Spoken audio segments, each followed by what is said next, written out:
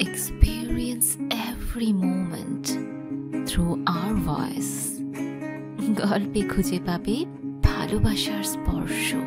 তো শ্বশুরবাড়ি কেমন লাগছে শালিকা? শ্বশুরবাড়ি কেমন লাগছে বলতে হলে শ্বশুরবাড়ি থাকতে হয়। অত্যন্ত দুঃখজনক ব্যাপার হলো আমি শ্বশুরবাড়িতে নেই, তাই বলতে পারছি না। সজল অবাক হয়ে বলল, সে কি, তুমি তাহলে কোথায়? তরু নির্বিকার কণ্ঠে বলল, রাস্তা ধরে হাঁটছি। ঘুম থেকে উঠে শ্বশুরবাড়ি থেকে পালিয়ে এসেছি, ভাবছি আপনার কাছে যাব। ঘুমাবেন না, জেগে থাকুন। সজল দিশেহারা কণ্ঠে বলল, বলছো কি, পালিয়ে এসেছো মানে কি? শ্বশুরবাড়ি কি পালিয়ে আসার জায়গা? তুমি এক্স্যাক্টলি কোথায় আছো বলো তো? যেখানেই থাকো ভুলেও আমার বাসায় আসবা না। আমি বাসায় একা, তোমার আপা গিয়েছে বাপের বাড়ি। আমি তোমার আপাকে এখনই ফোন করছি, তুমি যেখানে আছো সেখানেই থাকো, আমি কোনো একটা ব্যবস্থা করছি। তরু গম্ভীর কণ্ঠে বলল, কোনো ব্যবস্থা করার দরকার নেই, আমি আপনার বাসাতেই উঠব। কাল সকালে আমার সাথে থানায় যাবেন। সম্মানিত এসপি মাহবুবুর হাসান নীরবের নামে নারী নির্যাতনের অভিযোগে একটা মামলা করা হবে। সজল এবার ঘামতে লাগল। হতভম্ব কণ্ঠ বলল, নারী নির্যাতনের মামলা মানে কি? আমাকে বিশ্বাস করতে বলো না যে নীরবের মতো মানুষ তোমাকে নির্যাতন করছে। নীরবের মতো মানুষ বলে তো আপনি তাকে সাধু সন্ন্যাসী লেভেলে নিয়ে চলে যাচ্ছেন। শুনুন সজল ভাই, আপনারা তাকে সাধু সন্ন্যাসী লেভেলের মানুষ ভাবলেও সে আসলে তা নয়। সে হলো মাংসাশী প্রাণী। পাশের বাড়ির কচি মেয়ের সাথে তার প্রেমের সম্পর্ক আছে। আমার মতো বুড়ো মেয়ে তার পছন্দ নয়। এই যে আমাকে ধোকা দিল, এটা নির্যাতন নয়? সজলের নিঃশ্বাস নিতে কষ্ট হচ্ছে। একের পর এক ভয়াবহ খবরে তার বুক ধড়ফড় করছে। তুমি বুড়ো মেয়ে? তরু নির্বিকার কণ্ঠে বলল, বুড়োই তো। যার 16-17 বছরের মেয়ে পছন্দ, তার কাছে 21 বছরের মেয়ে বুড়ো হওয়া অস্বাভাবিক কিছু নয়। সজল অবিশ্বাসের কণ্ঠে বলল, অসম্ভব। নীরবের মতো মানুষ এমন জঘন্য একটা কাজ করতেই পারে না। আপনি নিজেই তো প্রেম করে বিয়ে করেছেন। আপনি নিজে প্রেম করে নীরবের প্রেমকে জঘন্য বলছেন? আপনি তো দারুণ হিপোক্রিট। আপনার নামে মামলা করা উচিত। সজল মিনমিন করে বলল, বিয়ের আগে প্রেম আর বিয়ের পর বউ রেখে প্রেম কি এক হলো? তরু বলল, এখানেও আপনাদের দোষ। বিনা মেঘে বজ্রপাতের মতো না চাইতে আচমকা ধরে বেঁধে বিয়ে দিয়ে দিলে এমনই হবে। আমার উচিত আপনাদের সবার নামে মামলা দেওয়া। কাল সকালে আমার সাথে থানায় যাবেন। আপনি না ম্যাজিস্ট্রেট, কানেকশন তো থাকার কথা। কঠিন একটা মামলা সাজাবেন, এক মামলাতেই এসপি কাইত। সজল দীর্ঘশ্বাস ফেলল। আমি ম্যাজিস্ট্রেট হলে তোমার বর এএসপি, 3-4 বছরের বেশি হলো চাকরি করছে, গ্রোথ ভালো, প্রমোশন হয়ে যাবে। থানায় আমার থেকেও ওর কানেকশন বেশি। তুমি পুলিশের ঘরে যাবে পুলিশের নামে মামলা করতে? নীরব তোমাকে মার্ডার কেসে ফাঁসিয়ে ফাঁসিতে ঝুলিয়ে দিবে। তার মানে আপনি বলছেন নীরব ফাঁসাফাঁসি ধরনের ছেলে? সজল বিপদগ্রস্ত কণ্ঠে বলল, না না, তা কেন? নীরব অত্যন্ত ভালো ছেলে। ভালো ছেলে হলে ফাঁসাবে কেন? ভালো ছেলেরা কাউকে ফাঁসায়? ভালো ছেলেরা অভিযোগ মাথা পেতে নেয়, লজ্জিত হয়। আপনি দরজা খুলে অপেক্ষা করুন তো, ভালো ছেলের ভালোগিরি ছুটানোর ব্যবস্থা করছি আমি। তরু ফোন কেটে দিল। নীরবের সাথে বিয়ে হওয়ার পর তার কতিপয় অধঃপতনের মাঝে একটা উল্লেখযোগ্য অধঃপতন হলো সে এখন পানির মতো গলগল করে মিথ্যা বলতে পারছে।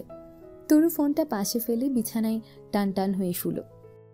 আমার ধারণা ঠিক থাকলে সজল ভাই এখন আপার ফোনে লাগাতার ফোন দিচ্ছে। টেনশনে তার হাত পা কাঁপছে, গলা শুকিয়ে যাচ্ছে। তরুর দুঃখ, সমুদায় সমস্যা এই পৃথিবীর যে সকল পুরুষকে একটু অন্যরকমভাবে স্পর্শ করে তাদের মধ্যে সজলের নাম বেশ উল্লেখযোগ্য জায়গায় আছে। সজল বাস্তবিকই তরুকে ভীষণ স্নেহ করে। বিষয়টা তরু জানে, বুঝে এবং তাই জ্বালাতন করে।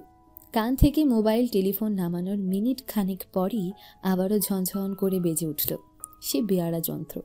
তরু অনুভূতিশূন্য হাতে কল তুলল। ওপাশ থেকে সরব ফিসফিস করে বলল, ভাবি, ভাইয়া আর তোমার প্রেমের ব্যাপারটা কতটুকু এগুলো? তোমাদের প্রেমটা হলো নাকি এখনো ঝুলছে? হ্যাঁ, ঝুলছে। এই ঝোলাঝুলি ব্যাপারটা আর কতদিন চলতে হবে? তরু গম্ভীর কণ্ঠে বলল, বলা যাচ্ছে না। প্রেম তো কোনো হিসেব নিকেশের বিষয় না। সারা জীবনও ছোটাছুটি অব্যাহত থাকতে পারে। তাছাড়া গরু টাইপের মানুষের প্রেম হওয়ার সম্ভাবনা খুবই কম। এদিক দিয়ে না তোমার ভাই হলো উন্নত মানের গরু। সরব উত্তরে কিছু বলল না। কিছুক্ষণ নীরব থেকে বলল, তুমি কি ভাইয়ার সাথে রাগ করে চলে গিয়েছো ভাবি, আর আসবে না? তরু ম্লান হেসে বলল, তোমার তাই মনে হচ্ছে? হ্যাঁ, ভাইয়া তোমার প্রেমে পড়েনি বলে মন খারাপ? তরু হাসল। বলতে ইচ্ছে হলো, প্রেম যার যার ব্যক্তিগত ব্যাপার সরব। আমরা কারো প্রেমে পড়তে পারি, কিন্তু সেই প্রেম দ্বিগুণ হয়ে আমাদের কাছে ফিরে আসছে না বলে মন খারাপ করতে পারি না। কিন্তু কি করে বলবে তার নিজেরই যে মন খারাপ হচ্ছে। সরব ভাবিকে চুপ করে থাকতে দেখে বলল, ভাবি, আমরা ভাইয়াকে প্রেমে ফেলার জন্য নতুন কোনো টেকনিক ইউজ করতে পারি। প্রেমে পড়ার বিকল্প কিছু পন্থা বলো দেখি। কঠিন কঠিন পন্থা বলবে, সহজ পন্থা ব্যবহারের ঝুঁকি আছে, ভাইয়া ধরে ফেলবে। তরু দীর্ঘশ্বাস ফেলল। তোমার ভাই সব টেকনিকের ঊর্ধ্বে। এইসব টেকনিকে গরু নীরব, ছাগল নীরব হবে না। সরব হতাশ কণ্ঠে বলল, উফ, ভাইয়াকে প্রেমে ফেলা দেখি ম্যাথমেটিক্সের থেকেও হার্ড। আচ্ছা ভাবি, কালো জাদু করে কি প্রেমে ফেলা যায়? ধরো 250 টাকা বাজেট, এর মধ্যে একটা শক্ত জাদু করে ফেললাম, হবে না? তরু হেসে ফেলল। কণ্ঠস্বর গম্ভীর করে বলল, আইডিয়াটা খারাপ না, কিন্তু এভাবে কাউকে জোর করে প্রেমে ফেলা অন্যায় হয়ে যাচ্ছে না? অন্যায় হলেও খুব বড় অন্যায় হওয়ার কথা না। অযথা তোমার মন খারাপ করিয়ে দেওয়াটাও তো ভাইয়ার অন্যায় হচ্ছে। অন্যায় অন্যায় কাটাকাটি। তাছাড়া আমি তো খুব ভালো ছেলে না, একটু অন্যায় মোটামুটির গণ্ডি পেরিয়ে যাওয়ার আশঙ্কা নেই। ভাইয়া নিশ্চয়ই তোমার প্রেমে পড়বে। তুমি একদম মন খারাপ করে থেকো না। তরুর হঠাৎই মন খারাপ হয়ে গেল। কি আশ্চর্য! পৃথিবীর সকলে আমাকে নিয়ে এত ভাবে, কেবল নীরব ভাবে না। কেন ভাবে না? তরু ডান হাত মুখের সামনে এনে হাই তুলল। হাট করে খুলে রাখা জানালা দিয়ে দূরের ওই আকাশের দিকে মুগ্ধ চোখে চেয়ে রইল। অন্ধকারাচ্ছন্ন আকাশ, মুক্তোর মতো একটা দুটো তারা ফুটেছে। হলের পাশের লম্বা মাথার নারকেল গাছটায় চৈত্র মাসের হাওয়া লেগেছে। স্তব্ধ প্রকৃতিকে বুড়ো আঙ্গুল দেখিয়ে মাথা দোলাচ্ছে গেরুয়া পরা বাউলের মতো। তরুর আধার রঙা চুল শয্যা ছাড়িয়ে গড়াগড়ি খায় মেঝেতে। আঁচল সরে যায়, শুভ্র উদরখানা চাঁদের আলোর থেকেও উজ্জ্বল দেখায়। মোমের মতো পা জোড়া বেরিয়ে আসে ভারী সোনার নূপুর। এই নূপুর জোড়া তরুর শাশুড়ি মা দিয়েছিলেন বড় ভালোবেসে। তরু নূপুর হাতে নিজেদের শোবার ঘরে এসে নিটল পা জোড়া দোলাতে দোলাতে বাঁকা চোখে চেয়ে বলেছিল, পুলিশ অফিসার বিয়ে করলে নাকি জীবনের ছোটখাটো সমস্যার সমাধান হয়ে যায়, চট করে সমাধান হয়ে যায়।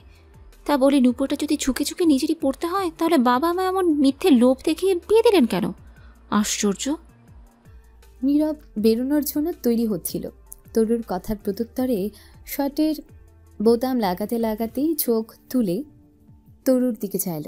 তরু উদাস মুখে চোখ ফিরিয়ে নিল। মনোযোগী চোখ জোড়া স্থির করল জানালার বাইরে এক চিলতে আকাশের উপর। নীরব এগিয়ে এসে কি যত্ন করেই না নূপুর পড়ালো তরুর পায়ে। তরু চমকে উঠল, ফিরে তাকালো। নীরবকে গ্রাহ্য না করে হৃৎপিণ্ডের সাথে সাথে পা দুলিয়ে দুলিয়ে পায়ে তুলল ঝঙ্কার তোলা সুর।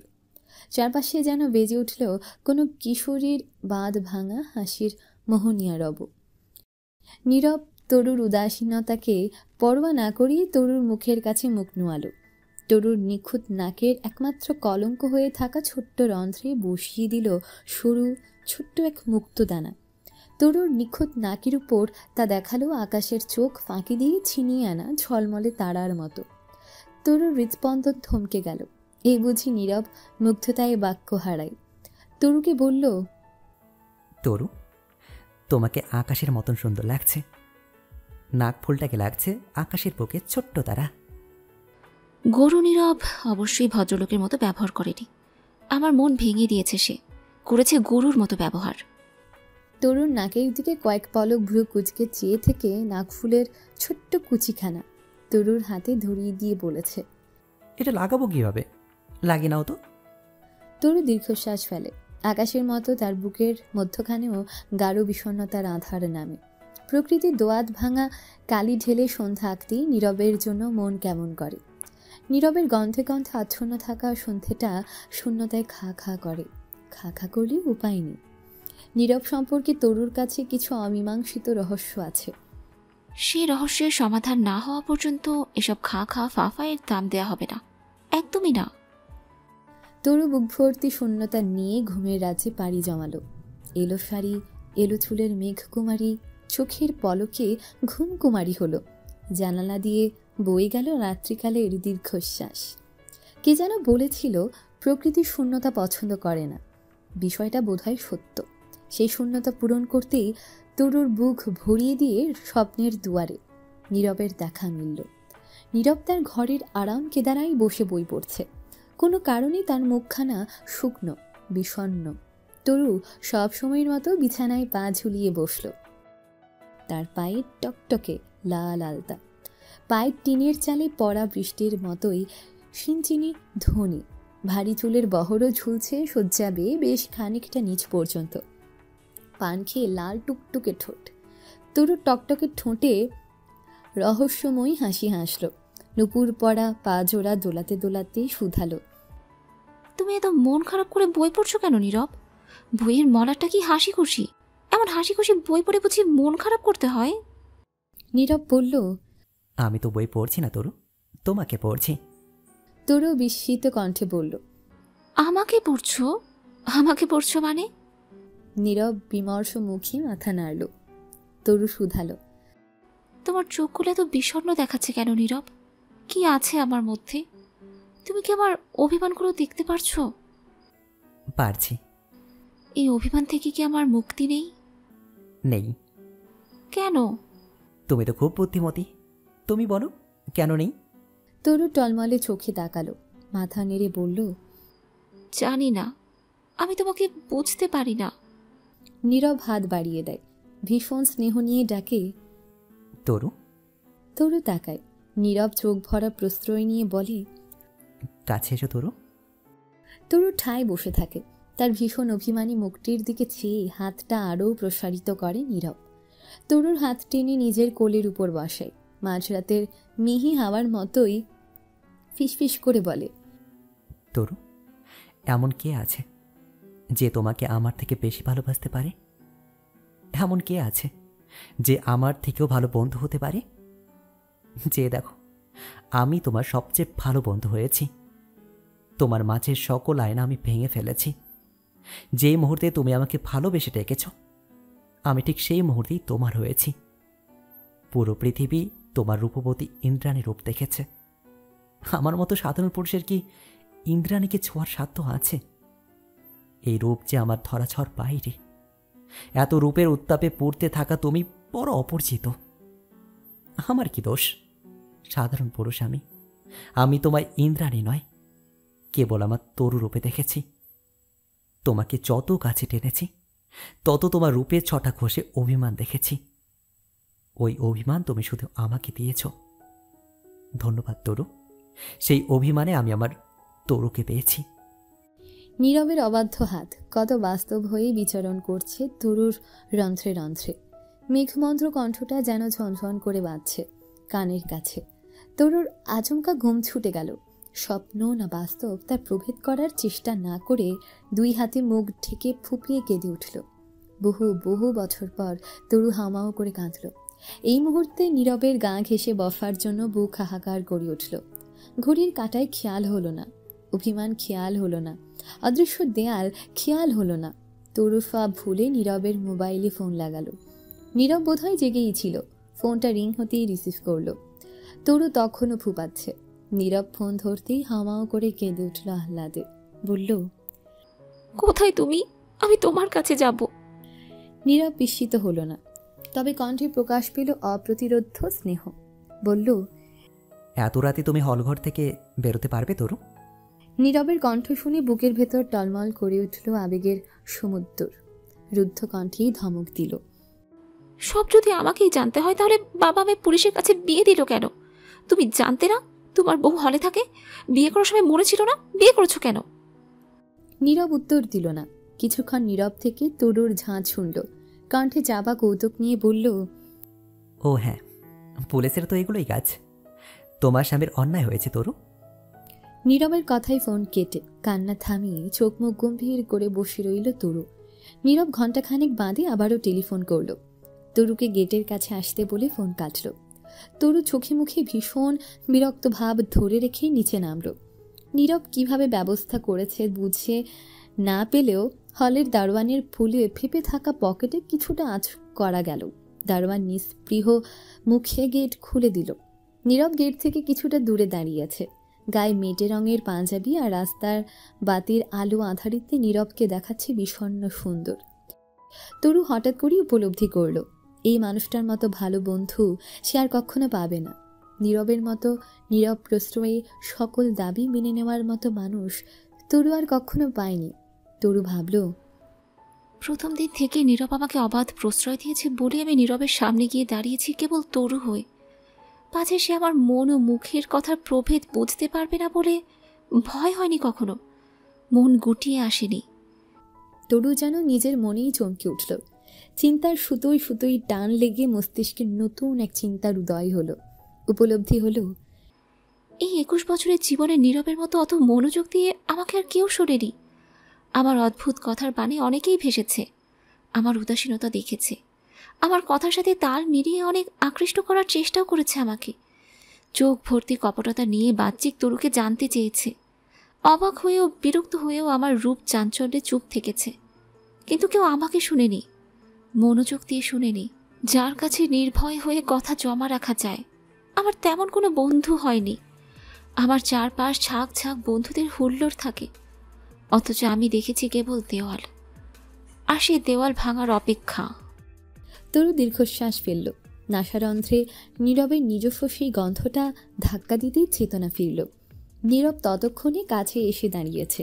গুছিয়ে না রাখা চুল আর একদিনের না কামানো দাড়িতে তাকে বড় অন্যরকম দেখাচ্ছে। তরু মুগ্ধ চোখে তাকায়। তরু ভাবে, এই পুরুষকে আমি যত দেখি ততই মুগ্ধ হই, ভালো লাগে, ভালোবাসতে ইচ্ছে হয়, মাঝে মাঝে ইচ্ছে হয় হাও মাও করে কাঁদতে। কিন্তু তরু তো কাঁদে না। তরু ভাবে, বাবা বলে তরু কান্না বিবর্জিত রমণী।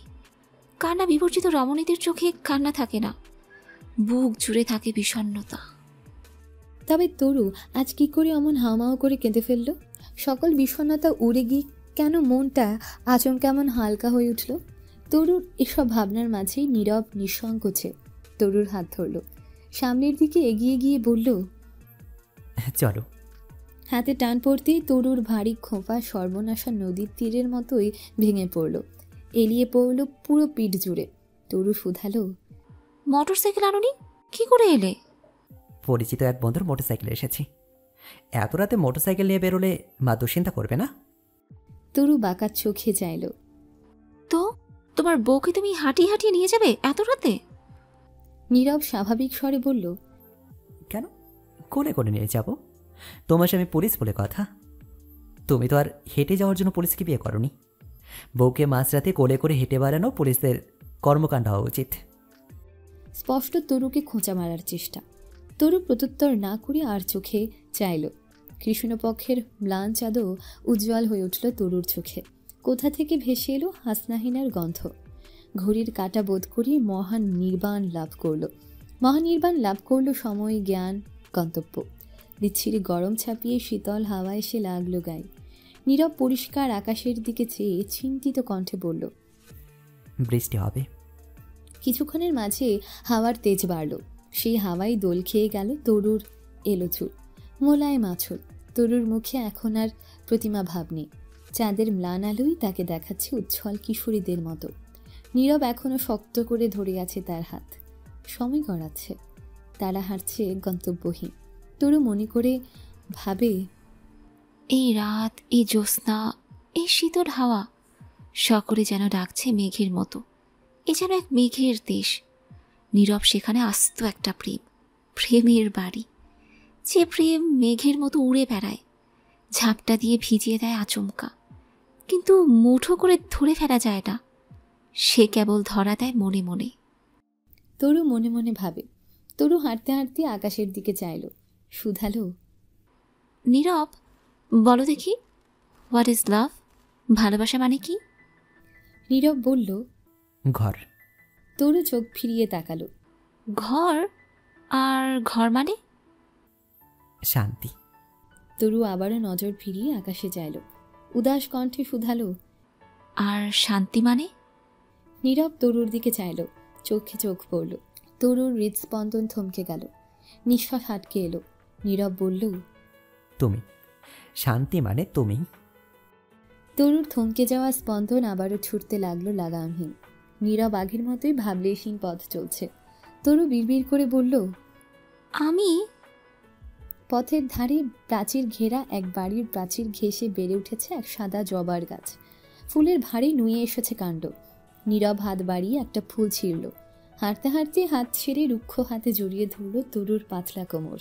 কানের কাছে সাদা জবা গুজে দিয়ে ফিসফিসিয়ে বলল, মেঘের দেশে রাজকন্যা, আমি আপনার প্রেমের ঘরের কড়া নাড়ছি। এক জবা প্রেমের বিনিময়ে চাইছি রাশি রাশি অভিমান। তরু ততক্ষণে থমকে দাঁড়িয়েছে। রাশি রাশি মেঘেরা যেন তাকে ছুঁয়ে ছুঁয়ে যাচ্ছে। তরু টলমলে চোখ লুকাতে মাথা নুয়ালো। অভিমানী কণ্ঠে বলল, তোমাকে বিয়ে করাটা আমার উচিত হয়নি। তোমাকে বিয়ে করার পর থেকে কিরকম ন্যাকা হয়ে যাচ্ছি আমি। কথায় কথায় কান্না পেয়ে যাচ্ছে। আশ্চর্য। নীরবকে প্রথমবারের মতো হাসতে দেখল তরু। নীরব মৃদু হেসে তরুকে টেনে নিল নিজের কাছে। তরুর মুখটা নিজের মুখে নিয়ে পিঠে হাত বুলাতে বুলাতে ফিসফিসিয়ে বলল, কাঁদলে তোমাকে আমার আমার লাগে। আমি চাই তুমি আরও কাঁদো। তোমার অভিমানের সাথে সাথে সমুদ্র সমান কান্না শুধু আমার হোক।